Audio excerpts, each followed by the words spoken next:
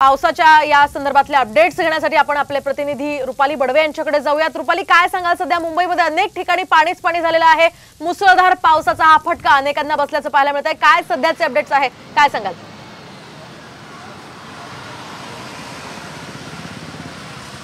मोहिनी, रात्री झालेल्या पावसानंतर मुंबईकरांची खरं तर सकाळच खरं अतिशय वाईट गेलेली आहे, कारण की लोकलला फटका बसलेला आहे आणि सोबतच मुंबईच्या अनेक सखल भागामध्ये सुद्धा आपण पाहत आहोत की मोठ्या संख्येने खरं तर पाणी साचलेलं आहे। सध्या आपण सायन्स सर्कलच्या या परिसरामध्ये आहोत आणि या ठिकाणी आपण पाहत आहोत की पाणी जेवढं साचलेलं आहे त्याच्यामुळे अनेक रस्त्यांमध्ये गाड्या ज्या आहेत त्या देखील बंद पडलेल्या आहेत। आपण पाहत आहोत की या ठिकाणी एक मोठी लक्झरी बस बंद पडलेली आहे, त्याच्यामागे एक कार देखील बंद पडलेली आहे। या कारमध्ये एक लहान बाळ देखील अडकल्याचं आपल्याला पाहायला मिळत आहे।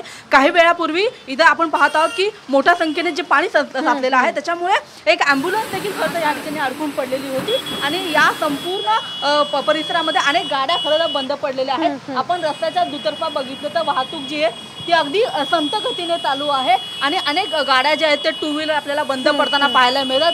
अनेक जे सगळे चाकरमानी आहेत जे खरं तर कामाच्या साठी म्हणून घराच्या बाहेर पडलेले आहेत त्यांच्या गाड्या ज्या आहेत ते खरं तर या पाण्यामुळे साचून खरं तर बंद पडलेल्या आहेत आणि त्याच्यामुळे सगळ्या गाड्या खरं तर उशिराने धावत आहेत। तशा पद्धतीने हे पाणी साचलेलं आहे। खरं तर दादरकडून कुर्ल्याला जाणारी संपूर्ण जी वाहतूक आहे या महत्त्वाच्या रोडवरची ती सध्या ठप्प झाल्याचं पाहायला मिळतंय।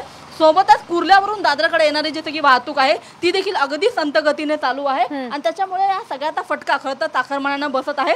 आज सोमवारचा दिवस असल्याने प्रत्येक जणाला खरं तर वेळेत कामात पोहोचायचं आहे, मात्र रात्रभर मुंबईमध्ये पाऊस पडलेला आहे आणि आता देखील पावसाची रिपरिप चालूच आहे। पाऊस पूर्णपणे थांबलेला नाहीये आणि त्याच्यामुळे पाणी काही वेळासाठी खरं तर कमी झालं होतं, मात्र आता पुन्हा एकदा पाणी वाढण्यासाठी सुरुवात झालेली आहे। सायन्स सर्कलचा हा जो भाग आहे मोहिनी, या ठिकाणी दरवर्षी खरं तर अशाच पद्धतीने अडचण होत असते। आपण पाहत आहोत या ठिकाणी अनेक खरं तर गाड्या बंद पडलेल्या आहेत आणि त्याच्यामुळे अनेक जी लोक आहेत ती आपलं जे गाडीतलं सामान आहे ते घेऊन खरं तर रस्त्यावरती उतरल्याचं आपल्याला पाहायला मिळतं। अनेक आपण पाहत आहोत की जे बाहेर जाणारे जे नागरिक आहेत त्यांच्या हातामध्ये आपल्याला मोठ्या मोठ्या सुटकेस पाहायला मिळतात, मात्र रस्ता पूर्णपणे बंद आहे। दोन्ही बाजूला वाहनांच्या मोठ्यात मोठ्या रांगा लागलेल्या आहेत आणि त्याच्यामुळे आपण पाहत आहोत की लोकांची प्रचंड अडचण होत आहे।